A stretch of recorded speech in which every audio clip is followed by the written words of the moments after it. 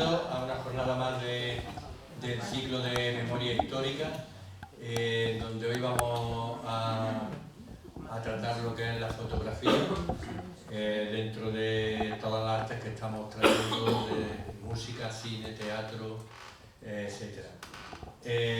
Punto Ciego es un trabajo fotográfico fundamentado sobre todo en la exhumación de la fosa de Paterna, en Valencia, donde fueron fusiladas 2.238 personas de 191 pueblos de Valencia y de otros 60 municipios. Bueno, nosotros tenemos a Santi Donaire, que es de Jaén, importante. Eso marca. Es fotógrafo, periodista y cofundador de la productora de documentales Nervio.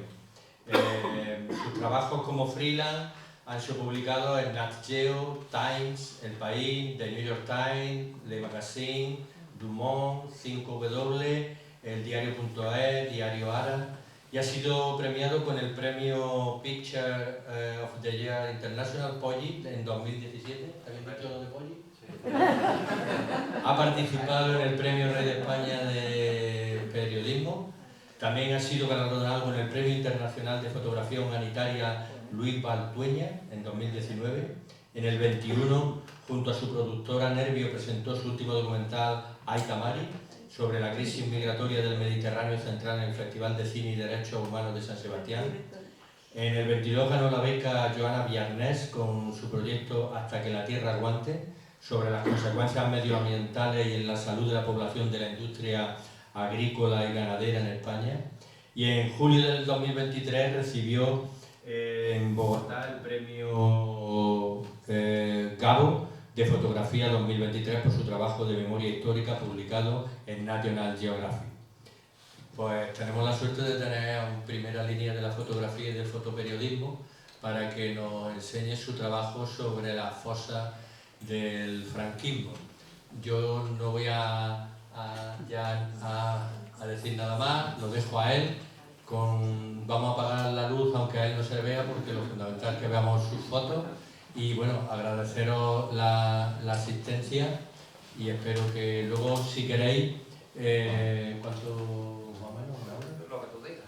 Digo, para luego, si quieren, hacer un turno de si quieren hacer alguna pregunta, ¿vale? Y también nos puede contar algo porque acaba de venir de Valencia, donde ha estado también él por allí, y nos puede contar de primera mano cosas de allí, aunque no sea este tema, ¿vale? Venga, adelante, Santi. Muchas gracias, ¿eh? Muchísimas gracias por venir. Como te cuente lo de Valencia, nos salimos aquí. Yo voy a poner aquí para verlo bien. Sí, correcto. Le ha dado... A ver. No tiene... Algo de la vida.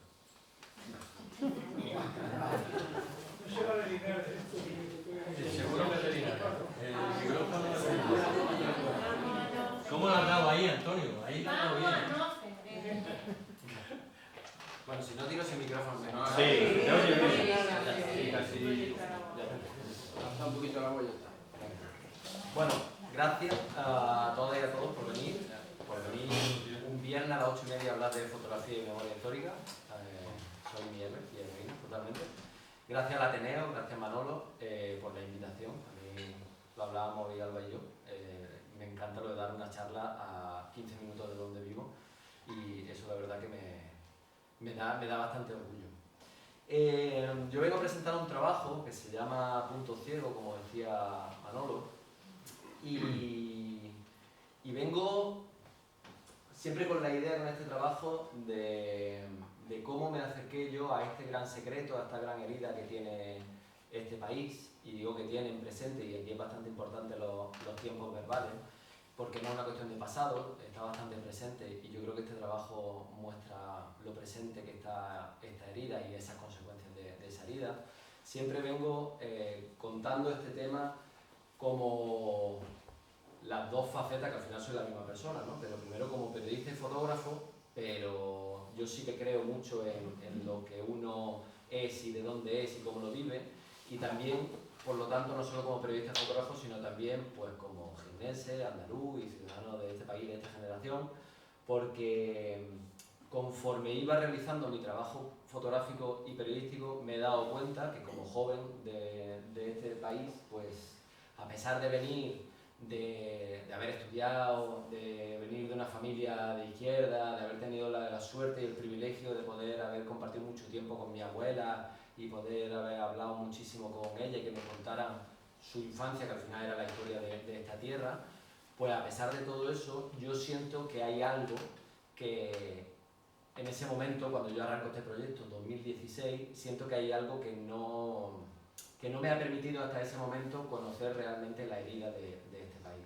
Como que a mí esto no me lo habían contado, aunque me lo habían contado, pero cuantitativa y cualitativamente yo no me había hecho una idea ni era consciente del volumen, de las cantidades, de los datos, pero también de lo profundo de la herida, ¿no? Entonces siempre todo el rato es como un descubrimiento personal a la vez que un trabajo periodístico, porque al final todo el rato el tema de la memoria democrática, memoria histórica y este trabajo es todo el rato un viaje entre lo micro y lo macro. Al final no hay mayor memoria histórica que estar hablando con tu abuela o abrir el baúl de fotos de tu casa, porque al final de eso se compone esta memoria histórica. Por eso siempre empiezo con estas fotos, de esta pancarta, de este mosaico de caras, porque al final un conjunto de miles de historias conforman al final una historia colectiva. Y desde esa idea de lo individual a lo colectivo es bastante importante siempre. En España se ha tratado muy poco la memoria histórica desde la perspectiva del trauma, desde la perspectiva de qué herida genera, desde la perspectiva de cómo somos hoy, no solo por lo que nos pasó en el pasado, sino por cómo hemos tratado esa herida, no solo porque nos generaron una herida, sino por no haber curado esa herida, cómo somos hoy, ¿no?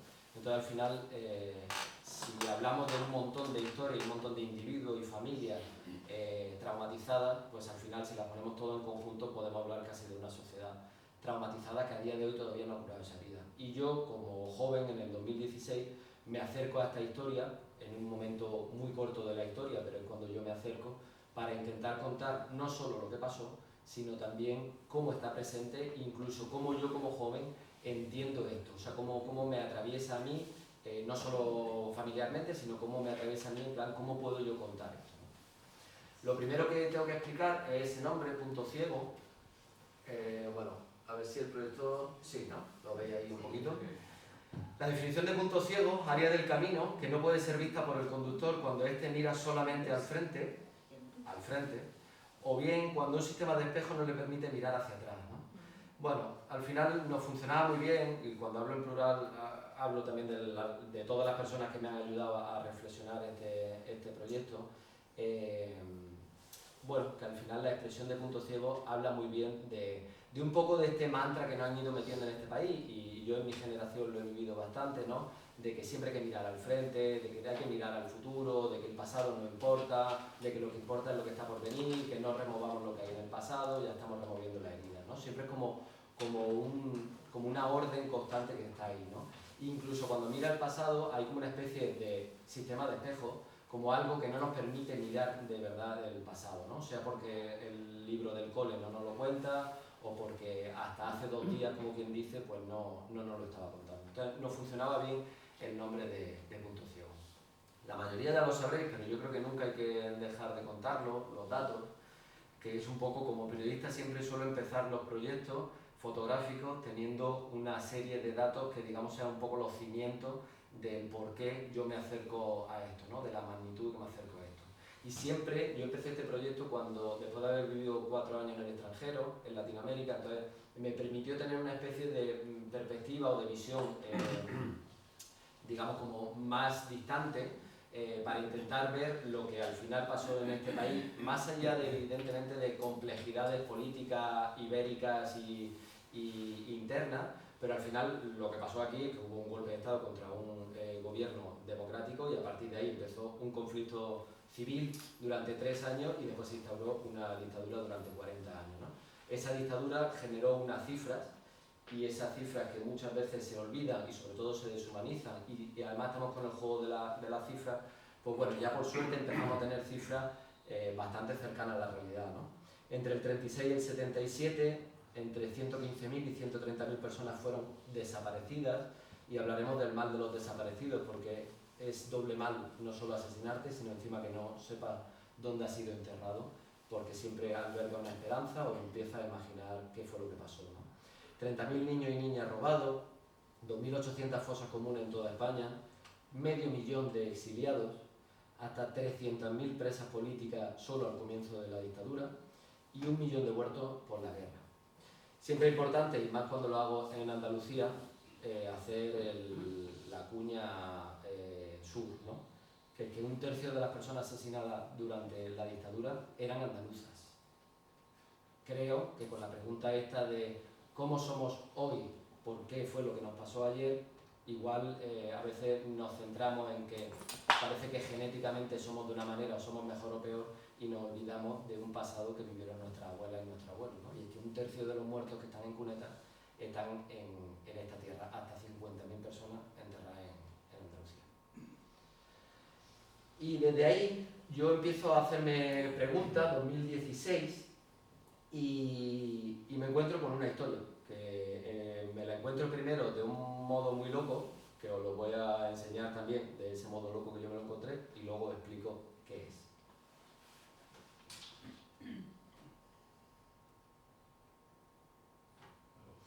En el 2016 a mí me mandan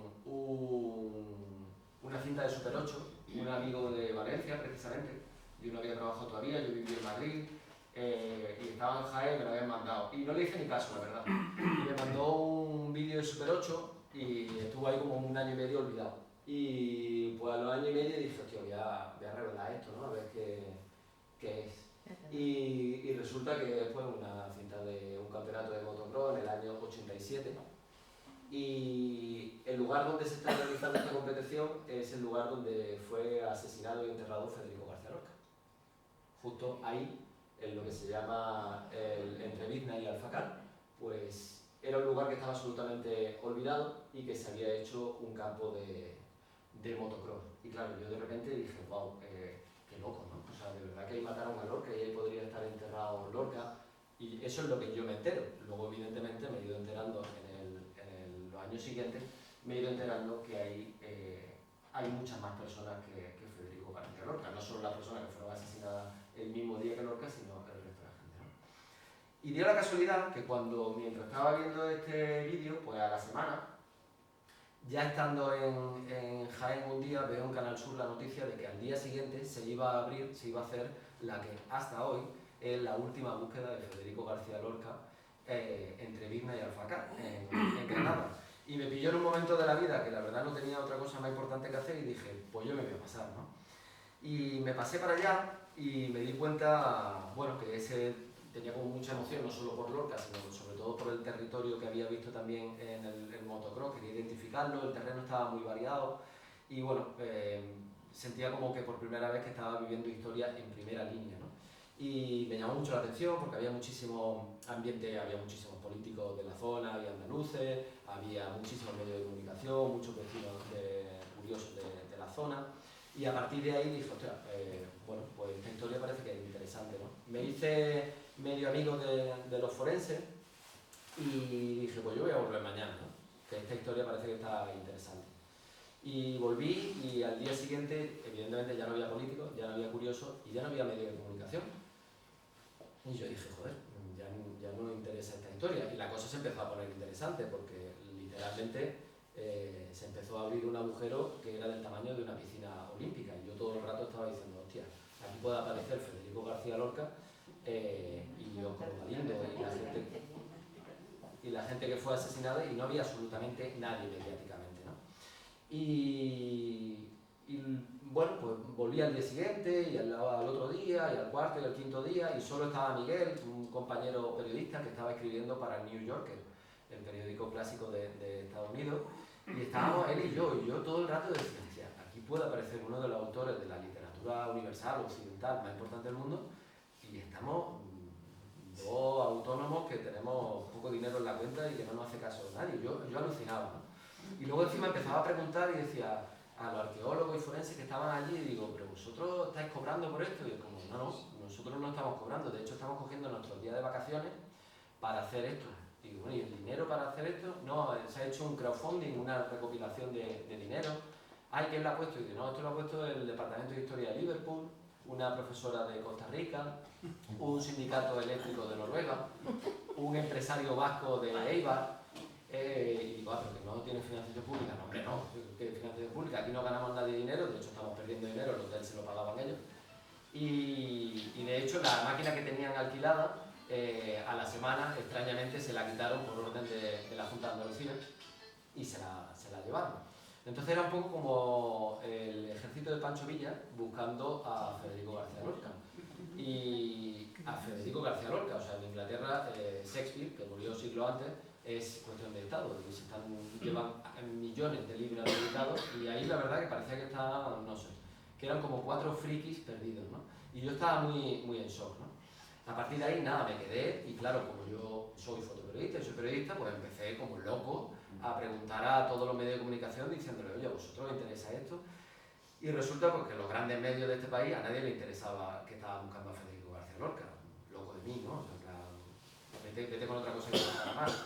Y empecé a enviar a medios extranjeros y el primer email que mandé fue a Le Monde, el periódico más leído en Francia. A los 5 minutos me llamaron y al día siguiente publicaron 7 páginas en la revista. Porque me decían, wow, me están buscando a Federico García Lorca. Y claro, yo ahí ya me quedé bastante loco diciendo, o sea, he recibido el no del país, el mundo, en ese momento público, el diario.es creo que no existía todavía, La Razón, ABC, todos los catalanes, los vascos, todo, y era como, bueno, pues nada. Y el Le Monde, pues las 7 páginas que salieron del tirón porque le parecía apasionante que estaban buscando a Lorca. Nada, me seguí ahí durante un tiempo, como evidentemente sabéis, no se encontró a Lorca. A mí yo me apasioné con todo lo que era el mundo forense y arqueológico porque se encontraron la munición de la época, fuimos a campos de tiro con especialistas en munición para probar si era la munición, se comprobó que era de munición de la época y disparada de la época, se encontraron los pozos donde se crearon para el asesinato de Federico García Lorca y de las otras 3 personas, pero no encontramos los cuerpos. Y fueron 2 meses de trabajo extenuantes, la verdad, y muy solitarios, y incluso, bueno, pues no éramos muy, digamos, muy bienvenidos para cierta gente por la zona, porque yo creo que sabían cositas y no les apetecía, ¿no? Y siempre termino la historia de Lorca contando que el penúltimo día antes de cerrar el agujero enorme que se abrió, apareció un grupo de profesores y profesoras. De hecho, esta persona que está aquí en medio era la jefa de departamento de Historia de la Universidad de Sydney, que estaban en un congreso que habían venido desde Australia hasta Granada y se habían enterado que estábamos abriendo ahí arriba y quisieron venir. Y yo era el único que hablaba inglés y le traducía aquí a Javier, al de la izquierda, que era el arqueólogo jefe, el de la camisa de cuadro, y todo el rato me preguntaba la mujer de en medio, la jefa de departamento, si eran problemas de traducción o de verdad estaban buscando a Federico García Lorca, ¿no? Porque no entendían que estaban buscando a Federico García Lorca, ella venía de Australia y estuviéramos ahí, pues eso, una panda de frikis sin cobrar, empleando nuestras vacaciones, ¿no? Y le quedaba bastante impresionado, ¿no? Pasaron esos 2 meses, no se encontró a Lorca, al final Lorca siguió siendo pues, lo que conocemos, pues una figura inmóvil en mitad de un paseo, pero que parece que desapareció. Se lo llevó la Virgen y no fue asesinado por un régimen dictatorial, y nos encanta hacer homenaje a Lorca, pero no importa un pimiento dónde está su cuerpo, ¿no?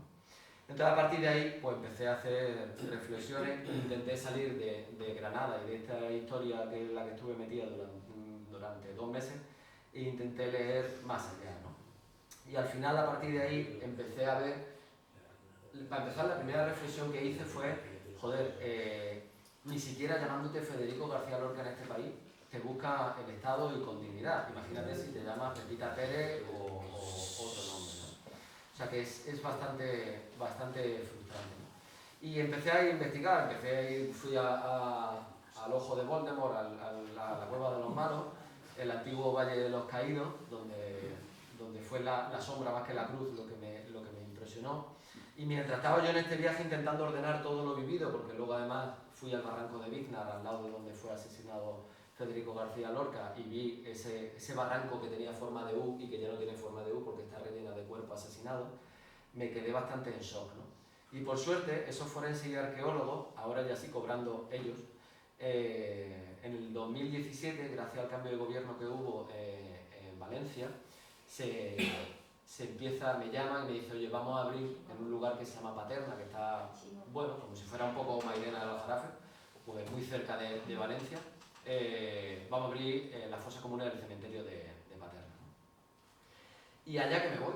Paterna, como decía antes Manolo, fueron asesinadas 2.238 personas y podemos decir que fueron 2.238 personas y no al menos o aproximadamente, porque aquí ya no estamos hablando, y esto es muy relevante contarlo porque me parece que es una historia todavía más escondida, todas las personas que fueron asesinadas en Paterna, todas, el 100%, fueron asesinadas durante la dictadura una vez terminada la guerra, en 1939. De hecho, en Paterna se asesina hasta 1956-57.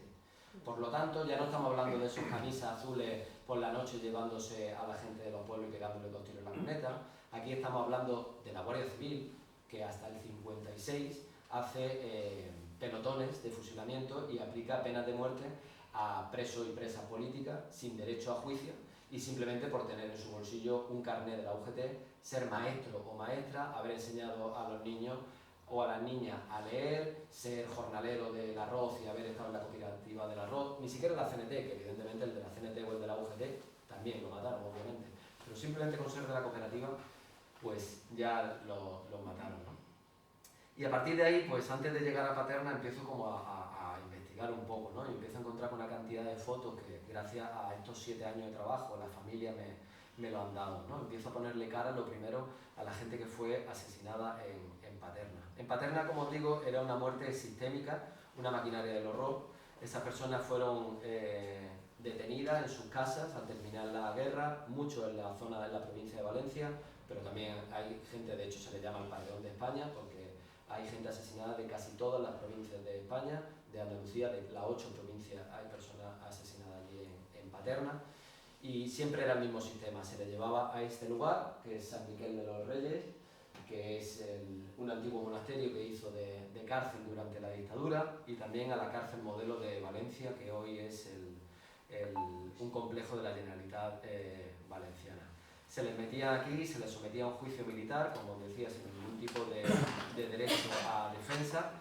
Se le acusaba de haber apoyado la rebelión, un bonito juego de palabras, lo de el rebelado acusando al otro de haberse rebelado, y simple y llanamente se le encerraban durante 2, 3, 4 o 5 años en una celda que estaban diseñadas para 3 o 4 personas. Se llegan a hacinar hasta 60 personas en esa fosa, se turnaban para dormir en el suelo y otros se tenían que quedar de pie porque no cabían literalmente todo tumbado, y se van haciendo sacas. Sacas básicamente son grupos de entre 10, 30, 40 y hasta 70 personas que se sacan en camiones desde la modelo y se llevan hasta aquí, que es lo que se llama el Paredón de España, o que los valencianos le llaman el Terrer, que es un antiguo campo de tiro de un cuartel militar del Ejército de Tierra, que está en Paterna, pegado al cementerio, y básicamente pues se ponía, esto ha sido rellenado con escombros, era bastante más alto, pero se aprovechaba el muro del campo de tiro y ahí se ponían a todas estas personas, a las 2.238 personas, se les fusilaba el pelotón y después se les daba un tiro de gracia. Yo cuando llego a esta historia, lo primero que me encuentro son con familiares que se han empezado a barbarizar o que llevan mucho tiempo organizados, me empiezan a hablar, por ejemplo, de esas primeras exhumaciones que se hicieron en los años 70, una vez muerto el dictador, exhumaciones nada científicos y mucho más emocionales y políticas, ¿no? De por fin vamos allá y sin permiso ni nada empezamos a sacar. Y para mí me parece como historia viva estas primeras exhumaciones que se hacen, ¿no? O me enseñan las fotos de las que han sido básicamente las que han peleado en vida y guardada la memoria, que son todas esas mujeres. Aquí no se ve mucho, pero bueno, aquí básicamente esto es una foto familiar donde las mujeres de negro iban a velar, esta es foto de los años 40, iban a velar a las personas asesinadas, y solo por llorar, pues me han contado yo un montón de historias. Evidentemente no se podían poner ni flores, ni memoriales, ni nada, signo político, pero solo por llorarles la Guardia Civil le daba culetazos y patadas y lo echaba, ¿no? Porque ni siquiera se podía llorar. Yo llego en este momento, 2016, donde me encuentro en este cementerio, un cementerio municipal de pueblo como el que podemos tener cada uno en nuestro pueblo, y lo primero que me sorprende es que hay dos cementerios. Está el cementerio que se ve y el cementerio que no se ve. Ya aquí podéis empezar a identificar ciertas tumbas en el patio central, de que está en medio, que tienen simplemente una especie de bloques de hormigón con unos palos de metal. Bueno, pues ahí se albergan casi todas las fosas. En Paterna hay 102 fosas, o había, mejor dicho, 102 fosas. Siempre, ahora os contaré cómo eran las fosas, ¿no? Aquí veis estas tumbas sin nombre del 2016, 2017, se ve un poco remolinchi, pero bueno. Esas tumbas que eran montones de tierra y que parecía que solo había una persona enterrada, pero no era así, ¿no? Antes de abrir me empiezo a interesar pues, por esos pequeños memoriales que se habían hecho, ¿no? Pues esos baldosines rotos, esas fotos agarradas con cinta de carrocero, las fotos maltratadas por la propia historia, ¿no? Que siempre me interesaba mucho esa doble capa de las fotos de las personas asesinadas con el paso del tiempo de los búcaros, ¿no? del cementerio. Aquí ya te vas dando una idea de quiénes eran, de qué edades tenían, mayores, medios, niños, literalmente. Y empieza a leer los nombres, empieza a ver de dónde venían, a qué se dedicaban, ¿no? Labrador, labrador, labrador, labrador, albañil, chofer, picapedrero, campesino, campesino, 26 años, 31 años, 26, 37, 52... Bueno, te va haciendo un poco el retrato antes de que la tierra empiece a abrirse, empieza a hacerte un poco el retrato de lo que hay, ¿no? Aquí posiblemente tampoco lo veáis, pero pone Francisco Chávez Pérez, fusilado en 1942, enterrado en esta fosa común contra otras tantas personas. Ya está bien, 77 años de espera, no hay derecho. Memoriales, bueno, que la familia ponía de manera espontánea. Antes de abrir la fosa también, pues, un montón de personas, sobre todo muy mayores, que venían del mercado y que hacían siempre una parada en el cementerio y velaban, en este caso, la fosa 22, que es esto que veis a la derecha en el cuadrado. Y claro, yo apenas estaba como intentando entenderlo, ¿no? De qué era una fosa, de qué estábamos hablando. Esta es la fosa 22, el día que empieza a abrirse, y todas las fosas de Paterna funcionan igual, son agujeros de 2x2, donde la que menos tiene unas 12 personas, la que más tiene alberga 287 personas, en un agujero de 2x2. Esas de 280 personas tenía una profundidad de 6,5 metros de profundidad, o sea, es como si fuera el agujero del ascensor del metro para abajo hasta 3 plantas para abajo. Estamos hablando de una maquinaria de la muerte, donde se contrataban a jornaleros y soldados para hacer agujeros, se mataban, se rellenaban, se mataban, se rellenaban, y así todo el rato. Todos los días se mataban gente. Insisto, no estamos hablando de la guerra, estamos hablando de la dictadura, estamos hablando de años 40 y años 50. El día que se abre la fosa es muy curioso, porque muchas veces, casi sin avisar, pues corre la voz y aparecen decenas de personas, y es muy potente ese momento porque probablemente, y así lo he comprobado en la mayoría de los casos, por primera vez esas decenas de familias, su historia y su dolor y su herida individual se convierte en colectiva. De repente ya no es mataron a mi abuelo, sino que mataron a mi abuelo al lado de tu abuelo, al lado de tu abuela, al lado del de al lado, ¿no? Y es muy bonito porque empieza a compartirse relatos, ¿no? De cómo lo vivieron y sobre todo del después, que a mí siempre me ha interesado mucho el después del asesinato, ¿no? Porque, bueno, el asesinato es un crimen de lesa humanidad, es un genocidio y evidentemente una violación de derechos humanos, pero las personas que quedaron tuvieron que vivir en vida, pues ser señaladas y una dictadura, ¿no? Y ahí llegó pues todo lo que llegó. A partir de ahí pues yo me pego durante 6 años y medio, empotrado, como quien dice, con este equipo maravilloso de forense y de arqueólogas, aquí ya pagando con dinero de la Diputación de Valencia y a veces de la Generalitat de Valencia. Todo el dinero que haga mención ya no existe por el cambio de gobierno, así que se ha paralizado. Y nada, se fueron abriendo las fosas, seguían apareciendo muchísima gente, sobre todo gente mayor que nunca se había atrevido en 80 años a venir al cementerio de Paterna, pero que había leído en el periódico local, qué importante es el periódico local siempre, para contar que estaban abriendo de repente la fosa 94. Pues he dicho que abrieron, o sea que hicieron hasta 102 fosas, bueno pues tienen nombre. y entonces, o sea, tienen números las fosas. Entonces, pues han abierto la 94, la 82, la 22, y entonces pues la gente se iba acercando, ¿no? Y era muy alucinante esa terapia colectiva que se generaba alrededor de la fosa, ¿no? Porque era como por primera vez se le estaba poniendo imagen a una historia que había pasado de generación en generación en miles de casas, de miles de lugares de este país, se ponía por primera vez, ¿no? Una imagen. Y claro, pues como imagináis, pues cuando he dicho que hay hasta 282 personas, pues cuando empiezas a bajar en la tierra, al metro ya empieza a aparecer la cal, porque se le enterraba con cal viva.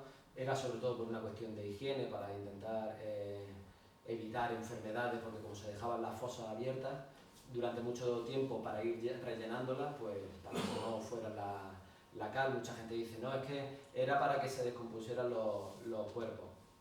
Ellos no lo sabían en ese momento. Hoy en el siglo XXI sabemos que la cal nos ha ayudado porque precisamente ha hecho como una especie de película que en muchos casos ha protegido los cuerpos y los huesos, ¿no? Y claro, a partir de aquí pues empieza a aparecer las imágenes del horror, que voy a intentar no recrearme mucho porque bueno, a pesar de llevar 6 años y medio, ya normalizan, pero no dejan de ser, pues esas fotos que os enseñaba antes son esta gente, ¿no? Todo el rato el trabajo forense de intentar, entre el amasijo de huesos que vais a ver ahora, pues intentar individualizar, no solo como un ejercicio de dignidad, sino también como un ejercicio científico, porque todo el rato aquí estamos hablando de arqueología y de forense, pero siempre va a pendular la misma idea, que es que hay alguien que no está presente nunca aquí, que es la justicia. Y desde el protocolo que se hace con la primera ley de memoria democrática, la ley obliga que se haga un procedimiento forense como si fuera lo que es un escenario del crimen.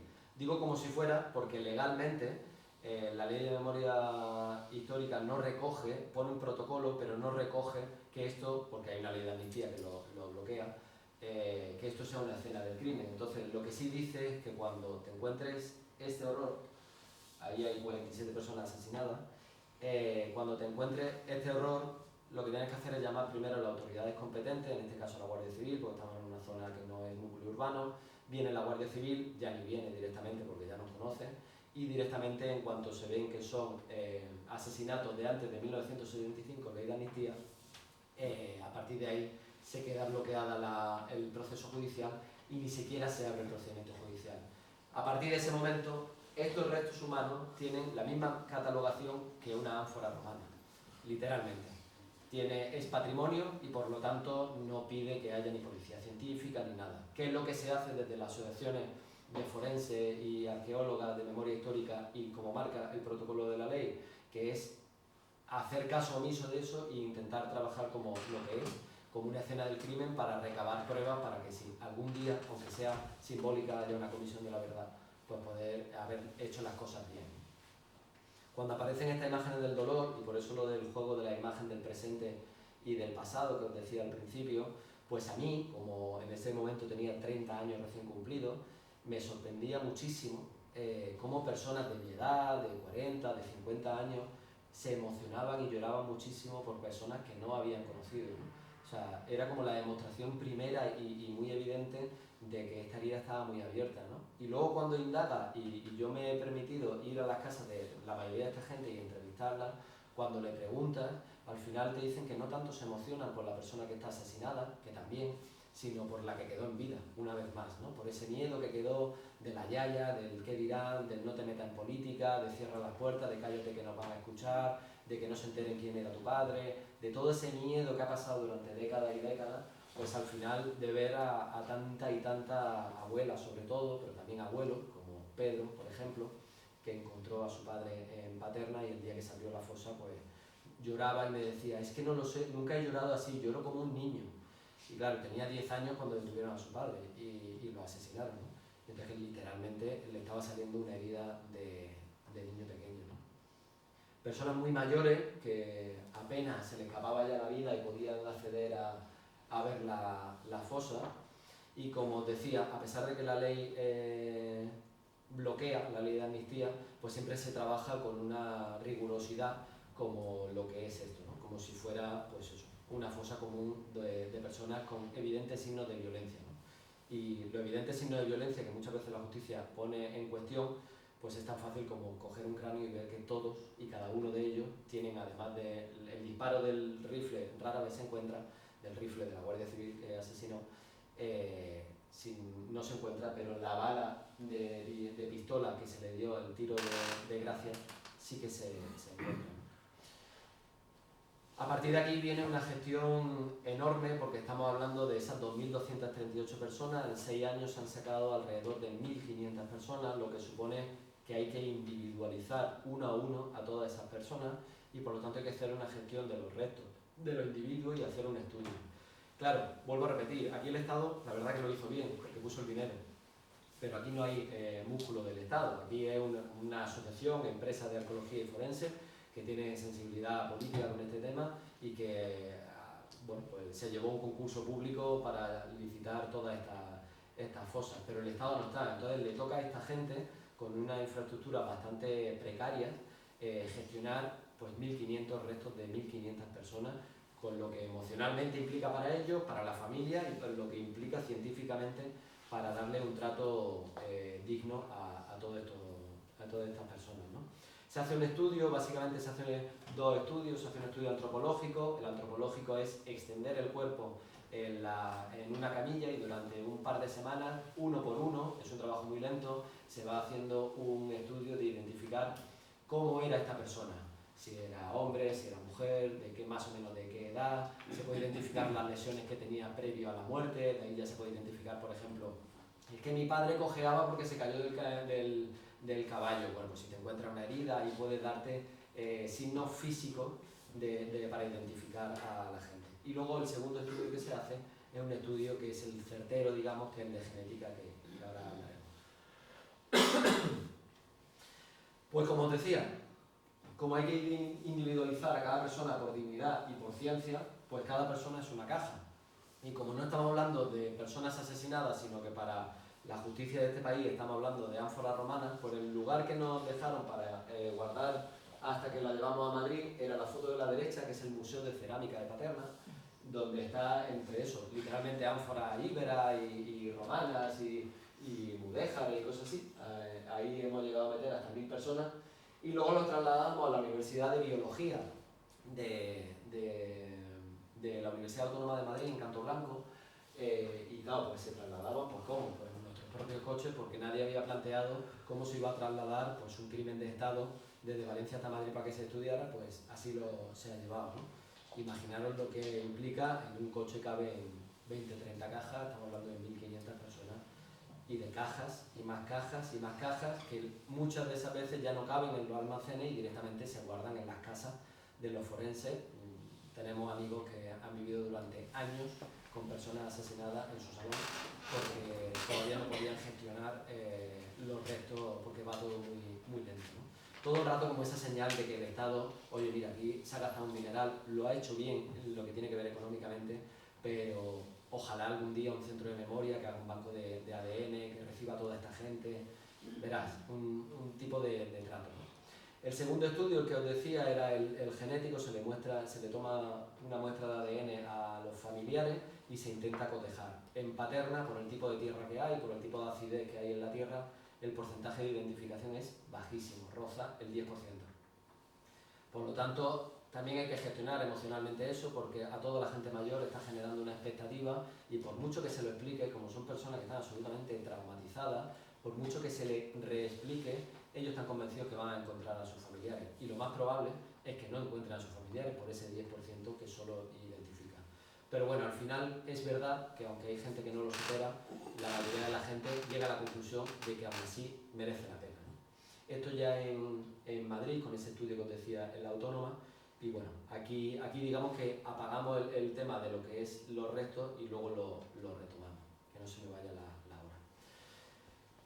Pero además de restos humanos, de personas asesinadas, pues aparece una cantidad de objetos que tienen una vida, bueno, en el presente también, porque nos habla no solo de estas personas, que en verdad no nos habla tanto de estas personas, porque no son, como os decía, personas que son cogidas de su casa y asesinadas media hora después, sino que son personas que son detenidas y llevadas a la cárcel durante 1, 2, 3, 4 años. Por lo tanto, los objetos que tienen no le representan tanto, pero sí representan su proceso carcelario. Es decir, eran los objetos que tenían el día de su muerte después de venir de la cárcel, ¿no? Entonces son objetos que son muchos muy humildes, pero que hablan, pues, es otra manera de intentar humanizar esto, ¿no? También hay un equipo de restauradoras, en este caso Isma, que es la jefa de restauradoras de Arqueoantro, que es la asociación con la que yo he trabajado. Y bueno, como una vez más, como una escena del crimen, los objetos se tratan como muestras del crimen, en este caso como accesorios de personas que fueron asesinadas. Y por lo tanto, si las personas son identificadas genéticamente y entregadas a sus familiares, se les entrega también los objetos que van asociados a cada individuo. Y a partir de aquí pues te encuentras pues, objetos del día a día que la gente llevaba, una cazadora. Os decía antes lo de la cal, en Paterna se da una macabra suerte, que es que esa cal ha permitido, por un proceso que se llama saponificación, que básicamente lo que hace es que genera como una especie de burbuja de jabón por la humedad de la tierra y ha permitido la conservación de los cuerpos no momificados, al revés, como un estado como mucho más temprano, pero aparecen las ropas enteras, de hecho aparecen hasta órganos y piel y cosas así, porque no ha terminado de descomponerse 80 años después. Entonces digo que es una macabra suerte porque es macabro y es realmente asqueroso para la gente trabajar ahí a 6 metros de profundidad, pero nos ha permitido recuperar objetos pues, muy valiosos, ¿no? Claro, como estamos hablando de una maquinaria de la muerte, no había, en una dictadura de los años 40 y 50, pues no había esposas para todo el mundo, entonces pues se le hacía de esparto, se contrataba jornaleros para hacer esposas de esparto para todas las personas que venían maniatadas, ¿no? La camisa, y en este caso por ejemplo es la camisa del padre de un amigo, que gracias a la camisa, y no tuvimos ni siquiera que esperar, luego la genética dio la casualidad, que ¡Qué susto! confirmó, no, que susto nada. Gracias a la camisa identificamos a esta persona porque tenía las iniciales, las 3 iniciales, nombre y 2 apellidos, y viendo el listado de las fosas solo esa persona coincidía con esas iniciales y identificamos al padre de Daniel Galán, un amigo que además es presidente de la asociación de una fosa y todo, ¿no? Alpargatas, calcetines, una gafa, unas muletas, un tacón. El 15% de las personas asesinadas en Paterna eran mujeres. Y objetos y objetos y objetos que van apareciendo, unas monedas, un recorte de periódico, las balas, un lápiz, y luego veremos por qué lo del lápiz. Y lo del tema de los objetos, decía que tiene también un momento, o sea, tiene como un lugar en el presente, porque muchos de los objetos que aparecen es ropa, como habéis visto, y da la casualidad, bueno, la casualidad no, tuvimos la suerte y tenemos la suerte de que en Paterna, si habéis leído el último libro de Paco Roca, el último cómic, en Paterna hubo una persona condenada a muerte, porque era militante de la CNT y era jornalero, Leoncio Badía, que le perdonaron su pena de muerte y a cambio le obligaron, era un esclavo, le obligaron durante 7 años a ser el enterrador del cementerio de Paterna, o sea, se enterrar a sus compañeros y compañeras asesinadas. Eso que fue una tortura para Leoncio y que su hija, que es amiga, asume que fue lo que mató lentamente en una depresión a Leoncio, pues hoy en día le podemos dar miles de gracias a Leoncio, porque Leoncio hizo muchísimas cosas. Leoncio, por ejemplo, cuando sabía el nombre de la persona asesinada y los militares no le veían, por la noche o un domingo o lo que sea, pues metía botellas y en esas botellas metía el nombre de las personas para que ya estaba pensando en un futuro, decir, que cuando lo saquen, que lo identifiquen.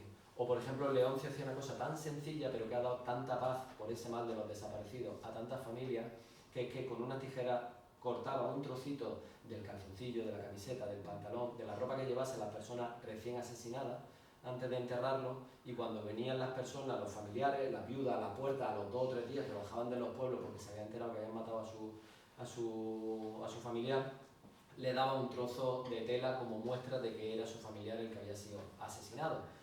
Y luego hemos tenido momentos tan emotivos como que hemos encontrado camisas que le faltaba un trozo de tela y ha venido la mujer con 96 años con el trozo de tela y hemos unido la pieza, ¿no? Hasta el punto de que varias de esas botellas sigue manteniéndose, ahí no se lee, pero pone Manuel, Lluesma, Matías, Moncada, asesinado, lo escribió, imagino que el mismo día Leoncio, asesinado el 29 del 12 de 1942, y pone a mis hijos.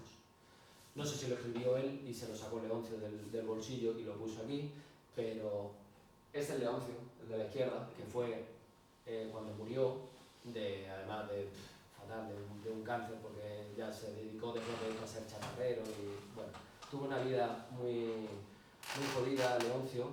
Pues aquí, por ejemplo, en este caso aquí sí se lee, sí.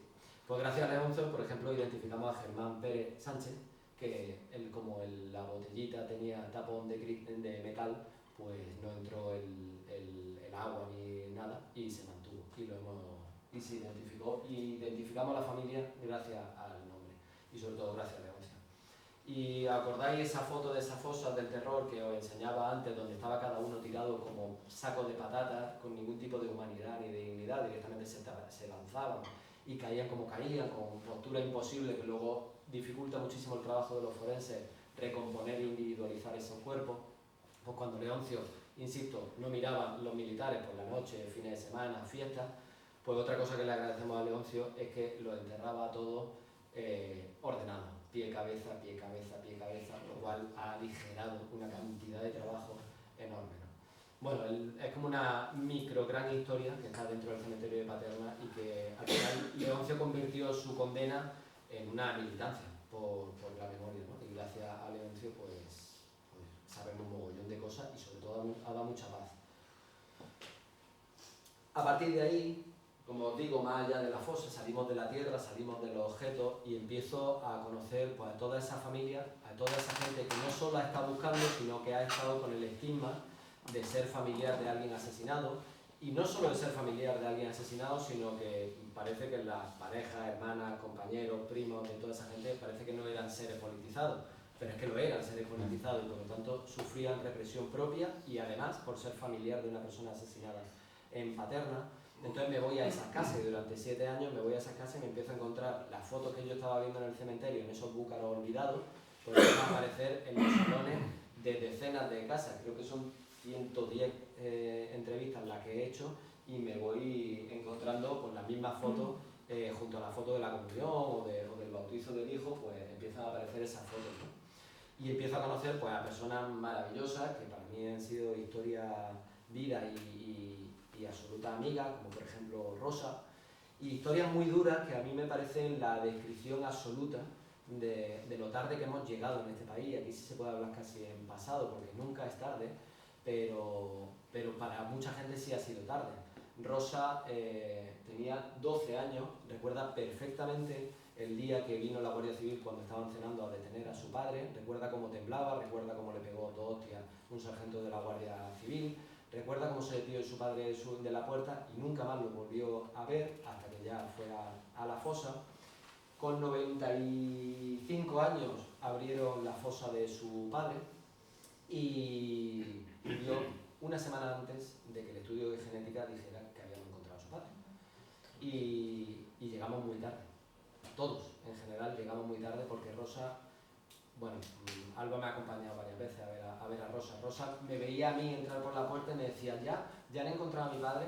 Era una persona realmente traumatizada. Tenía un trocito del calzoncillo de su padre manchado de sangre que le había guardado Leoncio, precisamente. Y lo guardaba como el mayor regalo que tenía para matar, digamos, ese gusano del desaparecido, ¿no? Del ¿será que huyó? ¿Será que sufrió? ¿Será que...? Bueno, pues Rosa al menos tenía ese trocito. Y una semana después de morir, pues identificamos a su padre, ¿no? La genética lo identificó. O José, por ejemplo. José, por ejemplo, que le entró Alzheimer y cuando identificamos a su padre, pues ya no recordaba ni quién era su padre, ¿no? Es como una paradoja de la memoria, ¿no? Que cuando estábamos recuperando la memoria, pues él la perdió, ¿no? Y otro ejemplo más. Pero me sorprendía no solo a ver personas mayores, sino que también veía familias enteras de diferentes generaciones, abuela, hija, nieto, involucrada en la búsqueda. Y de ese rato, todo el rato de lo que os contaba, una persona joven, como era y soy yo, como me impresionaba que gente joven se emocionara, y no solo se emocionara, sino que habían convertido el miedo de su abuela y de su abuelo, lo habían convertido en motivación, en curiosidad, en ganas, en rabia, en motivación, ¿no? Y me sorprendía mucho ya no solo el hecho de que la gente se emocionara, sino que había jóvenes, tanto que se habla de los jóvenes que no hacen nada, pues había jóvenes, muy jóvenes, como es el caso de Iker, que tenía en este caso 13 años, que su fondo de pantalla de su iPhone era su tatarabuelo, que fue asesinado en Paterna, ¿no? Y viene de una familia normal, su padre no lo conoció, su madre camarera en su pueblo, nadie le había contado nada de Paterna, pero ¿acordáis el hombre ese que salía antes llorando en primer plano?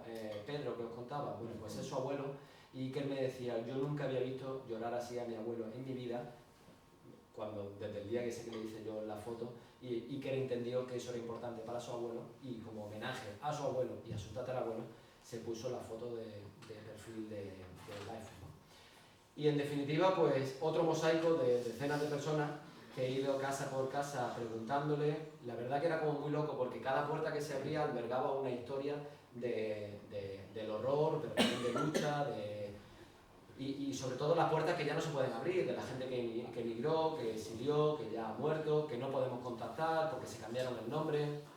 Hay mogollón de historias, sobre todo de hijas que tenían nombres, pero mogollón, os cuento más de 30 casos que tengo solo en el caso de Paterna, de mujeres que se llamaban Libertad, que se llamaban Victoria, por la victoria de la República, pero sobre todo Libertad hay muchísimo, ¿no?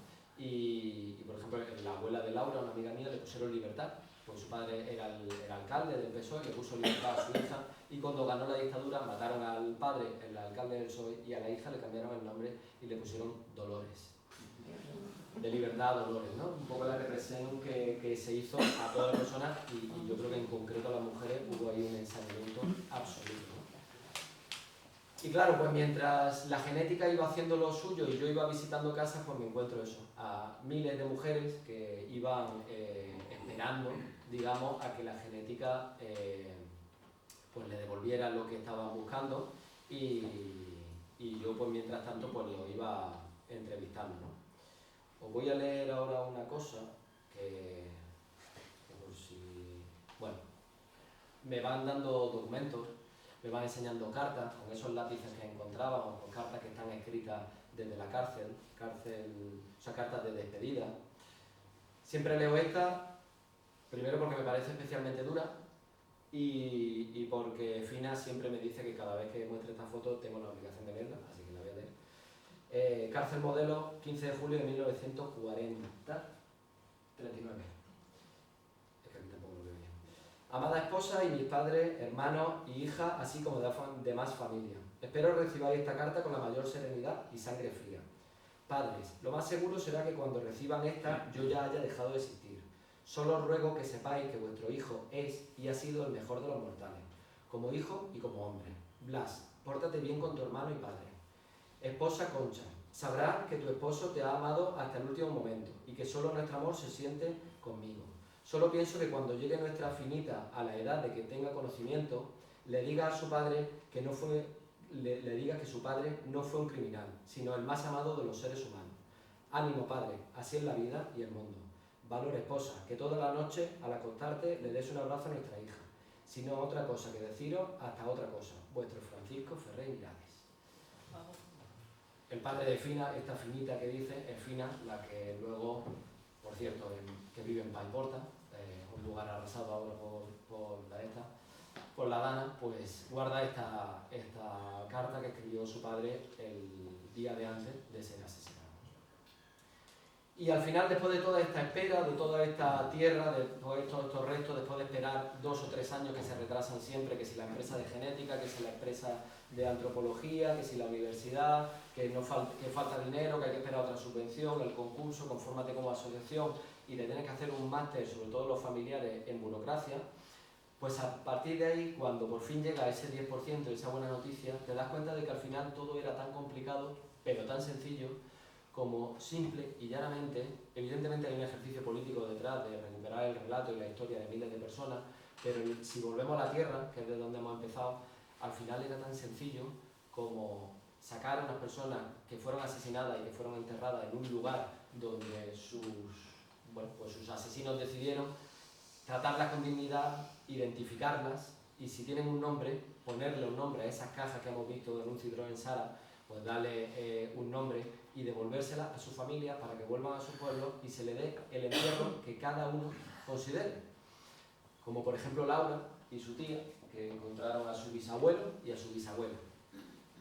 Y en su pueblo, en Palacio de la Sierra, en Burgos, pues hicieron un pequeño cortejo laico fúnebre que atravesaron el pueblo, de donde eran los dos asesinados. Por cierto, este es el alcalde socialista que le puso a la hija Libertad y que es la abuela de Laura, que era pues la abuela Dolor y de Dolores. Y luego cuando Laura se enteró que era la abuela de Libertad, pues alucinó.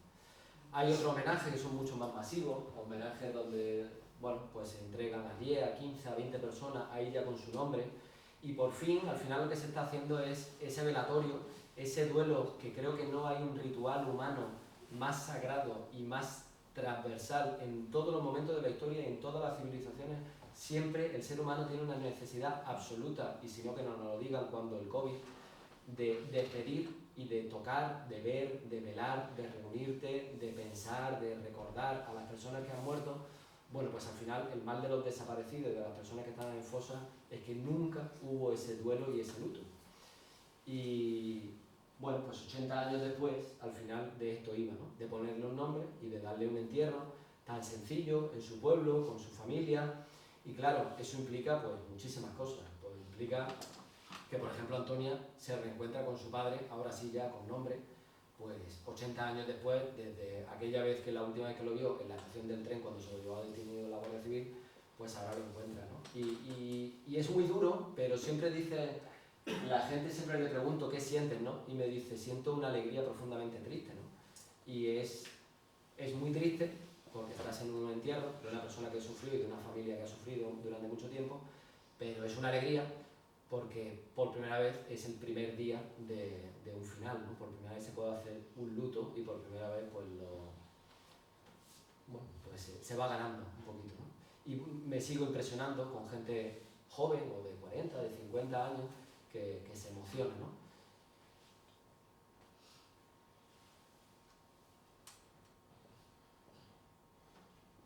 Y al final pues todo era tan sencillo como esto, ¿no? Como darle un adiós en una aldea de Albacete, en este caso, cada foto que os estoy enseñando es de un pueblo diferente, esto es una aldea de Albacete. Y os preguntaréis, ¿y qué pasa con el 90% que no son identificados?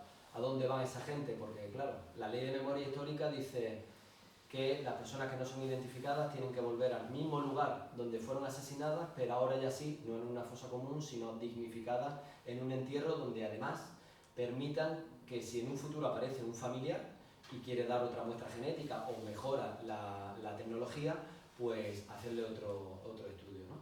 Entonces, claro, había una pelea ahí, hay gente incluso que aun siendo identificada, las familias dicen yo no quiero llevármela a mi pueblo, quiero que se quede en Paterna con sus compañeros y con sus compañeras. Entonces había ahí una falta de solución, ¿no? Y después de muchos años, la plataforma de familiares de víctimas de la fosa de Paterna consiguió con el anterior gobierno que se hiciera una cosa que se estaba pidiendo durante mucho tiempo, que es a día de hoy el que es el mausoleo de asesinados durante la dictadura más grande de todo este país, que está en el cementerio de Paterna, en el patio de al lado del cementerio de Paterna, y cada cuadradito que veis ahí, pues si acordáis de cada caja era una persona, cada cuadradito va a ser, porque todavía no se ha inaugurado, porque ahora con el gobierno que hay, por lo que sea, no le interesa mucho inaugurarlo. Entonces, cada cuadradito de eso van a ser, se van a enterrar ahí a las personas, sean identificadas o no sean identificadas, se van a meter ahí. Y dentro de este cubo de aquí, bueno, los laterales de izquierda a derecha y todo, la U, siguen siendo también personas enterradas y eso dentro va a ser un centro de interpretación de la memoria de Paterna. Yo creo que Paterna es un gran ejemplo del horror. De hecho, después del Valle de Cuelgamuro, antiguo Valle de los Caídos, es la mayor fosa común de la dictadura, insisto, porque en Andalucía hemos tenido Picorreja, sin irnos más lejos, fosas más grandes, pero estamos hablando sobre todo de la época bélica, años 36, 37, 18, 29. Aquí estamos hablando de la mayor fosa común durante la dictadura del año 40 y del 50, después de Cuelgamuros.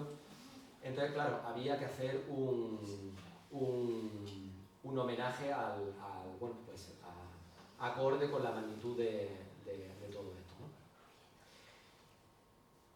Y ya para terminar, pues al final, como yo soy periodista, como soy fotógrafo y como soy joven de este país, pues claro, de repente uno se pone en primera línea de la historia y dices, a mí esto no me lo han contado, pero ahora yo, y no solo en singular, sino en plural, nosotros y nosotras, de toda la gente que trabajamos este tema, dices, hostia, ¿y ahora cómo lo cuentas, no? Porque sientes todo el rato como que esta historia te quema, porque igual que a mí no me lo contaron, no quieres que vuelva a pasar que a otros y a otras que vengan en las nuevas generaciones no se lo cuenten, ¿no? Entonces a partir de ahí empezamos a desplegar como un abanico de ideas y de formatos que siempre sentimos que nos quedamos cortos, que siempre sentimos el mal de, pues, como cuando hacemos una presentación, que nos conocemos casi todos y casi todas, que la mayoría conocemos de estos temas y que nos cuesta mucho romper, ¿no? Y joder, en Paterna se ha hecho una cosa histórica, y os decía, es un ejemplo del horror, pero también es un ejemplo de las cosas bien hechas, a pesar de que hay muchas críticas y muchas cosas que se pueden hacer, como por ejemplo que la justicia y el Estado aparezcan con su músculo. La policía científica debería de estar ahí encargándose de esto, y fiscales y jueces, pero bueno, esto ya es pedirle pera al horno. Pero bueno, como mínimo empezar a contarlo, ¿no? Y hemos tenido pues varias estrategias. De cada fosa común hemos hecho un vídeo resumen con esa entrevista que hacíamos, pero también de las exhumaciones, y gracias a cada vídeo que hemos ido haciendo, pues mucha gente, un año o 2 años después, que viven en Argentina, en Brasil, en México, y que son pues nietas e hijos de exiliados, pues se han enterado y han podido identificar a su familia gracias a que han visto un vídeo que se llama Fosa 120, ¿no? Por ejemplo. Hicimos un documental para la televisión valenciana que se llamaba 113, que contaba la historia de una fosa en común, que era la 113. ¿Os acordáis de Iker, el chaval de 13-14 años que llevaba la fondo de pantalla de su iPhone? Pues fue portada de la revista del diario Ara, que es el segundo o tercer periódico más leído en Cataluña, pues el dominical Fills de la Desmemoria, Hijos de la Desmemoria. A deciros que a día de hoy solo he publicado dentro de este país en 2 medios de comunicación esta historia, la de Paterna. La primera fue en el diario Ara de Cataluña, que la verdad lo trataron con muchísimo cariño y respeto, hicieron no sé cuántas páginas fueron, la verdad, pero lo contaron muy bien. Luego la revista digital de política internacional, que se llama 5W, que también es de Barcelona, la publicaron y también lo cuidaron muy bien. Y ningún otro medio de comunicación de este país le ha interesado contar esta historia. Y una vez más hice pues, lo mismo que hice con Lorca. Dije, hostia, pues yo qué sé, llevo ya 6 años contando esta historia, yo creo que ya tengo fotos suficientes y más o menos se defiende el proyecto, voy a escribir al extranjero a ver si a alguien le interesa. Y el primer email que lo mando, gracias a un amigo fotógrafo que vive en México, se lo manda a National Geographic. Y resulta que National Geographic lo publica con un mogollón de fotos y es de las historias más leídas de ese trimestre en National Geographic Estados Unidos, no en National Geographic España, sino Estados Unidos. Y una vez más era como, bueno, pues en el panorama mediático de este país no interesa contar esta historia. Se lo propuse al País Semanal, literalmente me dijeron que esta historia ya la hemos contado y que bueno, que pasemos a otra cosa. Y al final pues, bueno, se publicó en National Geographic, que ya os digo que lo trataron muy bien, y desplegamos también intentar llevarlo a la calle. De hecho, aquí en el público están varias de las compañeras que hicieron posible esta exposición de reencuentro, porque creíamos que era un encuentro con estas personas asesinadas, pero también un reencuentro con la memoria, e intentamos sacar la memoria a los municipios de la provincia de Valencia, contar lo que acababa de pasar en Paterna, pues lo llevamos a la calle. Y luego una de las grandes satisfacciones es que la Diputación, antes de disolverse, pues se hizo una exposición enorme y gigante que se llama Arqueología de la Memoria, la fosa de Paterna, en Valencia, que estuvo durante 1 año y es la exposición más vista en toda la Comunidad Valenciana, donde, bueno, pues Andrea, la comisaria, hizo un trabajo maravilloso y se metieron pues todas esas fotos, todos esos objetos que habéis visto. Se hizo una cosa muy digna porque, sinceramente, no sirve de nada entendérmelo de nada, pero creo que hay que ser un poco estricto y contundente. No sirve de nada estar durante 7 años, emplear 2 millones de euros, sacar a 1.500 personas identificar y remover tantísima gente si luego al final no lo saca la sociedad y no lo cuentas? Porque entonces volvemos al punto inicial y seguimos con esa herida y con ese trauma que nunca se cerrará, ¿no? Y entonces, para mí, este es el ejemplo de que no solo hay que abrir fosas, sino que hay que invertir, y ahí está, una vez más, las instituciones públicas son las que tienen que poner el dinero y el músculo y las instituciones culturales para esos objetos que no solo sean fotografiados por mí en una sala de autopsia en el cementerio de Paterna, sino que estén a la vista de todo el mundo, que sean tratados con dignidad. Y bueno, yo me colé en esta exposición con la sala final, donde hicimos un podcast, donde sonaban de manera envolvente relatos de familiares. A la izquierda veis las fotos de retratos de familiares, ahí veis a Rosa que, en grande, que se lo ganó.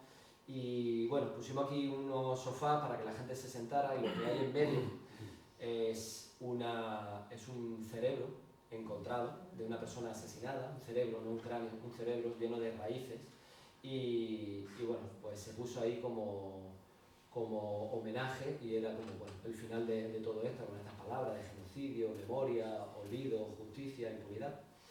Y nada, fue la verdad que un homenaje muy bonito y yo creo que muy necesario. Ahora esta exposición está intentando itinerar por el resto de la Comunidad Valenciana y ojalá salte, porque al final la historia de Paterna es la historia de tantísimos otros lugares. En Andalucía sabemos muchísimo de esto, pero que al final una pequeña historia cuenta una gran historia, y yo creo que funcionaría muy bien. Y luego un pequeño logro personal es que pues Pedro, que me permitió hacerle fotos mientras lloraba como un niño, pues terminó en Bogotá cuando dieron el premio Gabriel García Márquez, pues en el teatro más grande de Bogotá, ver la foto de Pedro ahí emocionado, pues la verdad que fue como, bueno, pues una recompensa, y sobre todo una vez más decir, vaya, parece que en el extranjero interesa este tema, porque tenemos, aquí ocurrió un genocidio, una limpieza y un crimen de lesa humanidad del cual no nos hemos encargado, y países que llamamos supuestamente del tercer mundo, y esto lo comprobé cuando fui a Bogotá a recibir el premio, países como Colombia, como Argentina, como Chile, como Guatemala, nos dan 1.000 millones de vueltas en políticas de memoria. Vamos, solo os doy un dato: Chile tiene un cuerpo de psicólogos y psicólogas para el acompañamiento del trauma de los familiares. Imaginaros de ahí para arriba. Chile, que es el ejemplo neoliberal de derecha de Latinoamérica. Pero en la cuestión de la memoria, en Colombia, que el conflicto todavía está abierto, se están abriendo fosas. Aquí llevamos 80 años y la verdad que el dictador se murió hace mucho tiempo y seguimos con las fosas, ¿no?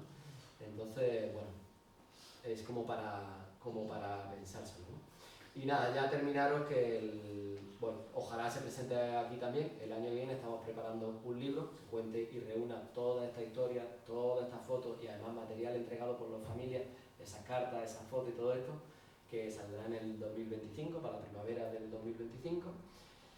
Y siendo viernes a las 10 menos cuarto,